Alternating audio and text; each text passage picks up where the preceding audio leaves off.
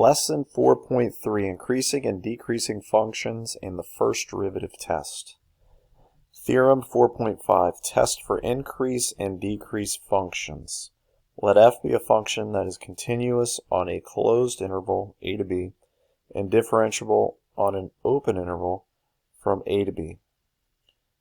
If the derivative of f of x is greater than 0 for all x in the open interval from a to b, then f is increasing on the closed interval from a to b. If the derivative of f of x is less than 0 for all x in a to b, then f is decreasing on the closed interval from a to b. Finally, if the derivative of f of x is equal to 0 for all x in the open interval from a to b, then f is constant on the closed interval from a to b.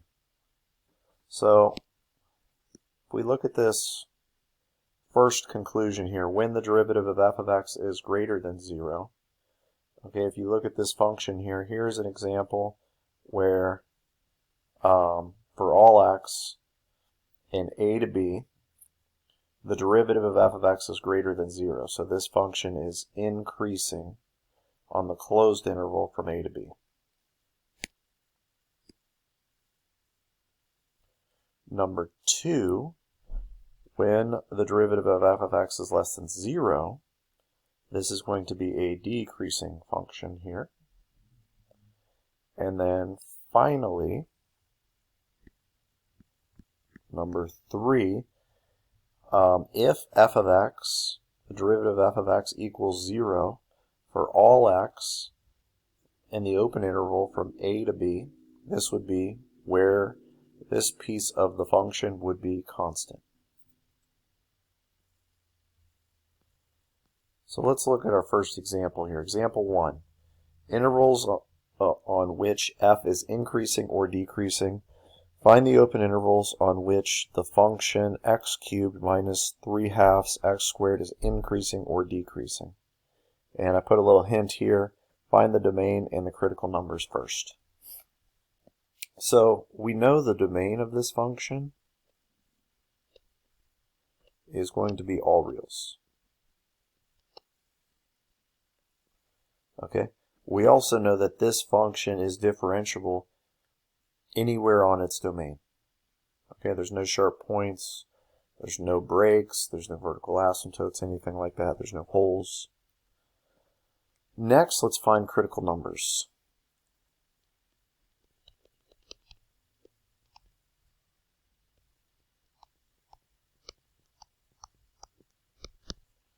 Okay, so we know to find the critical numbers, we first take the derivative of the function.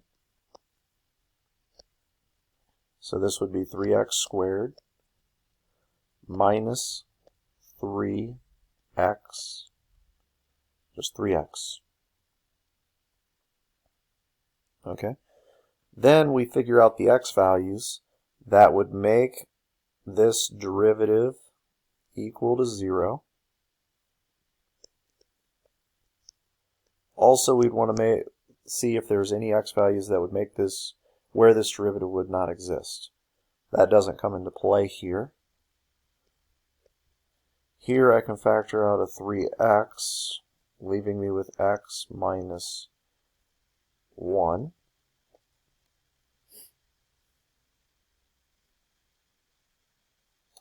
And now I can solve for x. So from here we can see that x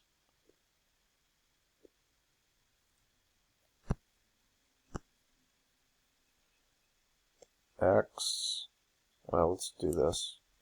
We would take 3x, set that equal to 0, and I would take x minus 1, set that equal to 0, and then from here we can see that x equals 0 and x equals 1. So these are my critical numbers. So x equals 0. Let's look at this graph.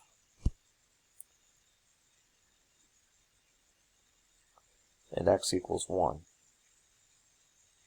Okay. Hopefully you can see here at these points, these are turning points. At these points here, the function isn't increasing or decreasing. But on either side of these critical points, these critical numbers, the function is either increasing or decreasing. Here you can see that the function, it's an increasing, it's a positive slope.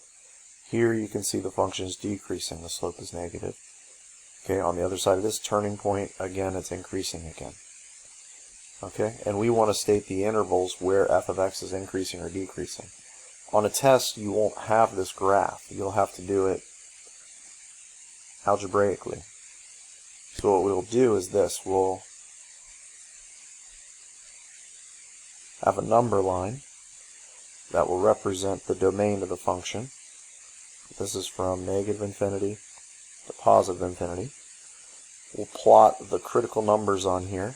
So we have 0 and we have 1. And now we have these intervals. So this interval is from negative infinity to 0. This is from 0 to 1. And here we have from 1 to infinity. Okay, you can see right here, this is from negative infinity to 0. This interval here is from 1 to 0. And finally, this last interval is from 1 to infinity. We already know that this one increases, this one decreases, this one increases. I'm going to show you how to test this using calculus. So what I'm going to do is this. I'm going to do f prime of, pick a number in this interval, so I'm going to pick negative 1. Okay. If I pick negative 1, let's see, this would be 3, let's use this function, I think it's going to be easier. 3 times negative 1 minus 1. So that's going to end up being negative 3 times negative 2, which would be 6. So here we can conclude, because that's positive, we can conclude that f prime of x is going to be greater than 0 for this entire interval, which means this part of the function increases. Okay, do the same thing here. So now we're going to pick a number between 0 and 1, so I'll pick 1/2. So I will do 3 times 1/2 times 1 minus 1/2. This would be 3/2 times negative 1/2. This is going to be negative 3/4. So now, since this one is negative, we can conclude that all of the derivatives of the points in this interval here would be negative, so we're going to say that the derivative of f of x for this part of the interval is decreasing.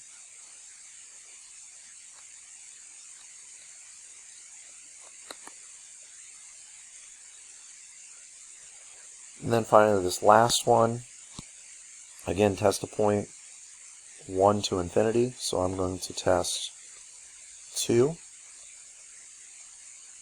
F prime of 2 would be 3 times 2 times 2 minus 1. This is going to be 6 times 1, which is 6, so that's positive. So here, the derivative of f of x is greater than 0, so it's going to be increasing. So, on this interval, it's increasing. On this interval, it's decreasing. On this interval, it's increasing. Exactly as over here on the graph.